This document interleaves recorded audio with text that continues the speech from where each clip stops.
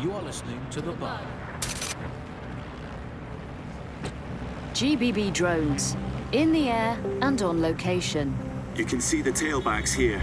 Because when you want the news, The drones were able to follow the gunman. our drones have the news. Viewers may find some of these images disturbing.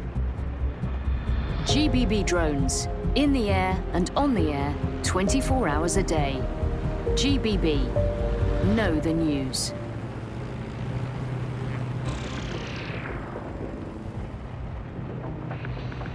Hello and welcome to today's episode of The Upload. We're talking about the Optic and how it's changed our lives. Now, as you remember, Bloom announced a new version of the Optic at the recent Tone conference, but we haven't heard too much about that since due to the dramatic events there. Let's cast our minds back and consider the technology. I mean, the Optic changed everything. It lets you see things in AR. You no longer need a smartphone. You just have this small implant that sends signals to your optic nerve and lets you see your emails, take calls, and browse the internet directly as if the screen was in front of your eyes. Instead of having to carry around a phone, you've just got the small handheld unit. So much lighter and so much more convenient. It's great. Vicky, you sound like you absolutely love the Optic. Do you actually think that it's made our lives any better? I mean, sure, it's definitely made things a lot easier. It's so simple to call someone now. All you have to do is choose who you want to chat to, and they're there, ready to talk. And browsing the web is so much easier. I remember when you used to have to sit down at a computer with an actual keyboard and mouse and type everything out. And my favourite feature is public transport. With the Optic, you can just walk straight onto the tube. It even acts as a passport. No longer do I have to dig around and try and find my old paper passport just to travel somewhere. Also, I thought that Optic's marketing strategy, making it free for people, was a stroke of genius. Genius. Bloom was really calculated when it was doing that. It was pushing this draconian device on us at all. Sure, everybody flocked to it. There was free Wi-Fi and phone plans. That definitely helped, but it wasn't a case of this is a product that you need in your life. Why do you hate it so much? It's just the worst because you had to give up your privacy expectations and accept surveillance. It was almost like the government and Bloom didn't even need to make the Optic mandatory. Making it mandatory was only to get the last holdouts across the line. If free data didn't convince you, fines and arrests from the state for not having the Optic would pretty much be enough. I mean, what do you mean by privacy problems? No one really talks about that anymore. They don't talk about it because we don't have any choice when it comes to the Optic. Yes, it's convenient and mandatory, but everybody's forgotten what it really means. Here, you've got a whole company owning basically all the data about your life. Bloom can see everything that you can see. Nothing is private anymore. There are so many times when I don't want anyone to have a clue about where I am, who I'm chatting with, what I'm doing. It's not even dodgy stuff, but I just don't want anybody to blackmail me with this in the future by hacking it. And because of Bloom's contracts with the government, it isn't just Bloom that can see everything I do, it's the government. The UK as a state has become a complete surveillance paradise. I think you're painting a bit of a bleak picture. It's not all that bad. No, you're completely wrong on this. I don't want everybody tracking me wherever I'm going around London. Well, in that case, you might be interested in some rumours I heard. Did you hear that some DedSec hackers have found a way to bypass the Optic's connection with Bloom? Are they actually making it better or usable or actually friendly for anybody? Well, word on the street is that they've been able to create an encrypted signal, which means that your world might have a chance of becoming a bit more private again, so you could go back and enjoy all the great things about Optic without that fear of surveillance. With the Optic, privacy's dead.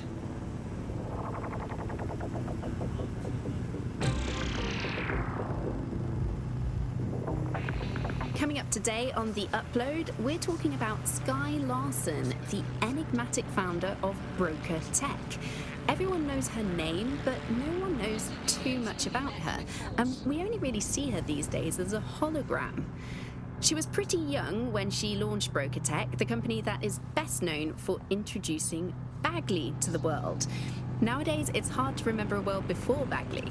Bagley is the most advanced, significant AI of our time, and it's really blown all the other AIs that were created out of the water. And I think that what Sky Larson's done with Bagley is absolutely incredible. Yeah, I mean, I can't really imagine the Optic without it. But what do you know about Skye Larson herself? Not a lot, other than that she's actually pretty incredible. I've followed her work for a long time, and she's always been a pretty private person. I know that she supposedly grew up in the countryside, but there isn't actually that much more we know about her other than this tech that she's put out into the world. I've always found it a bit creepy that she's so obsessed with this idea of transhumanism. Why wouldn't you be? When you've got a mind as amazing as Skye's, why wouldn't you want to take what you've got and actually augment it by working with technology, by improving your physical self, changing your body and the world around you, implementing more technology to extend your life and really sort of extend human capabilities? You sound pretty much in love with Skye Larson, I have to say. I can't comment on that, but I am a big fan of her work. She's been one of these people that has transformed the world around us, and just watching how her mind works from afar is pretty incredible, because some of what the technology she's introduced has changed how we all live our lives, and Bagley has been this really incredible assistance to humanity as a whole. Did I ever tell you that I actually interviewed Skye Larson once? Really? I thought she never spoke to the media or anything. So this was a long time ago, back in the day when she was a little bit more accessible, and she was one of these people that just had an amazing presence. You were inspired by her very being, and she was just incredibly talented and knowledgeable, and one of possibly the best living people that I've ever met. I'm not sure you're being too objective there. I mean, I imagine she's not very likable as a person. She obviously despises humanity in some ways. I think she believes that becoming data is preferable to being human. She's one of these people who's extremely methodical in everything that she does, and she does everything to perfection and really tries to change the world around her and make it a better place for us to live in. If you say so. Albion. A legend. A truth. A reality.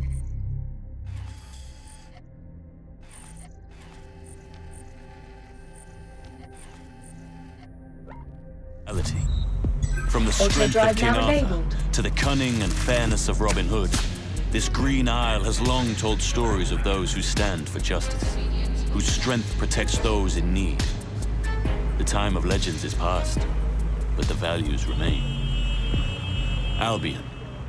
Great British values. Great British security. The Bug, nibbling away on the rotting carcass of a once free Britain. Yum yum.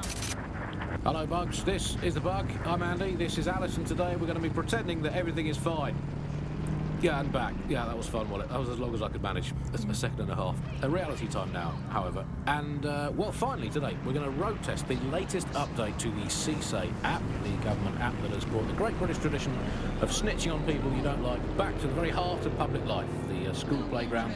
I'm going to tell a new threat that's got a whole new lease of life these days, thanks to CSAY. And isn't Britain all the more fun because of it? No more grumbling about your neighbours playing their music too loud, just simply report them to the state and have them, shall we say, involuntarily rehoused at Hotel Cass, the chain of hotels that was formerly known as the prison service. What was the slogan? Was it, if you see something, say something, or if you think you might at some point see something, say something, or if you haven't seen anything but don't like someone, say something anyway. Well, let's have a look at this new app.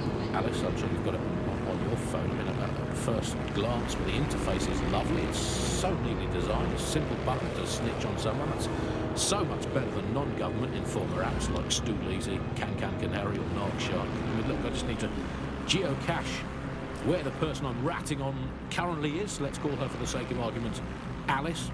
Sorry, Andy, I was busy reporting you to the authorities What? for rolling your eyes when passing a Nigel Cass propaganda poster. Could you not let me report you first, please? If that's a decorum about this. I'll just take a quick little photo so they can get a drone to pick you out of the crowd at your next riot or trip to the shops or walk in the woods. And you can input your accusations with the app. Well, let's go old school. Let's call the phone line. Let's call the phone line. Here's the number, listeners, in case you want to dock someone in, as long as it's not me. 0044 203 807 3832. And don't forget to get permission of the person number. Hey, I'd like to report my co-host Andrew, who runs an underground satirical anti-government comedy show, for running and co-hosting an underground satirical anti-government comedy show. Also, he does terrible puns. Well, excuse me, I have a suspect for you. That is my co-host, Alice. I have some evidence for you. She tutted audibly at the sight of an Albion vehicle in the street yesterday. She says she prefers pigeons to Bloom drones. I mean, come on, seriously, when did a drone trap on a picnic? And what's more, and look, I've no idea if this is true or not, but I have it on very good authority, so please write this down, that she owns not one, but 2 unlicensed fallopian tubes, whatever they are, but they sound dodgy. If I had a crypto for every time someone had reported my fallopian tubes, I'd have 3. Sure, I think it converts to about 120,000 Great British pounds in the old money. We'll report back in the next episode about whether or not we've been arrested and interned. I mean, I love this system, Alice. I mean, no more awkward, rumbling resentments with your neighbours, your colleagues, or what the heck, in your family. You just dock them in and be done with it. But I guess it could backfire. I mean, the thing is with a family, inevitably parents and their children, they end up squabbling, and, today's Britain, your kids are going to dob you in, so you might as well get in there first and preemptively counter-dob them in to the authorities. What's that number again? Let's call them up again. Hey, I've got someone else. It's my son. Let's call him Norris. He never tidies his bedroom. He gets up late. He listens to illegal, non-government sanctioned music and is covertly plotting the downfall of the government and the restoration of a true democracy. Thank you. Yeah, just define all your household chores as patriotic. And if they fail to do them, don't do the washing up. Do you even want a clean British ethno-state? This is the Bug on the Buccaneer. The Bug. Well, before we go today, Alice, let's delve into what we most miss about the old days. I'm going to kick off with the flag. I never thought I'd miss the old Union Jack, but somehow our new flag manages to be even more irritating than that. I don't know quite what it is, if it's the new colour scheme, or if it's just that it symbolises the loss of everything we once held dear. But that flag irritates the hell out of me. Was everything you ever held dear Scotland? Well, that was something I held quite dear. I miss being able to dodge my friends' destination weddings in Italy. There's nothing worse than being asked to spend the equivalent of a motorbike on some sort of boat-based farce in Sorrento, and I always used to really enjoy saying, oh no, I can't afford it. Now they're all getting married in Brighton and I have to go to that alleged beach. It's made of rocks, Andy. If your sandcastle is an actual castle, that's not a beach. I'll tell you what I miss. I miss free will. That was fun. Remember that? I mean, was it an illusion all the time? Who cares? It felt fun. I miss cash, particularly coins. I really miss coins. The fun of doing a heads or tails best of 5 to see if you had to go for the gym, and then best of 7, and best of 9, and until you won. That was extreme. Now with crypto, all the romance has gone out of heads and tails. I miss romance, Andy. I miss there being mystery in life and not just a hope that your new partner isn't good enough at hacking to find out all the information the government has on you. Bye for now, Bug fans. Keep feeding the echidna resistance, and one day it will grow into a Tyrannosaurus Rex that will use the cat family as tools. Thank you very much. 1 year ago, 3 undocumented youths were beaten to death on a high street in Chelsea. When an optic video surfaced showing the men dying at the hands of Albion guards, riots erupted, demanding justice for the Chelsea 3. Where are those Albion guards now? Join GBB tonight to learn the shocking truth.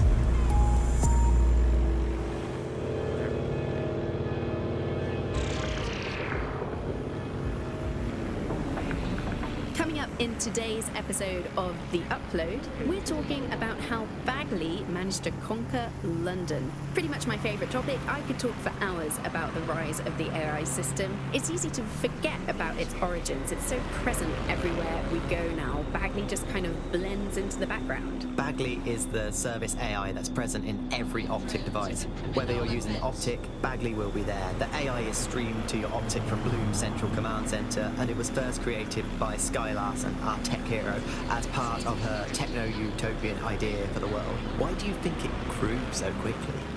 In my mind, it's no surprise that Bagley became so popular. It's funny, useful, fast. It's a great companion and really just makes life so much easier. I mean, when you look back at all the service AIs that used to exist, they just can't compete. When you ask Bagley anything, there's a quick answer and loads of information available to you. One day, I let Bagley answer all of my messages for a whole 24 hours and no one even noticed the difference. The other competitors really just couldn't compete with Bagley. Their answers were so much worse. They didn't understand anything, and Bagley pretty much gets everything right first time.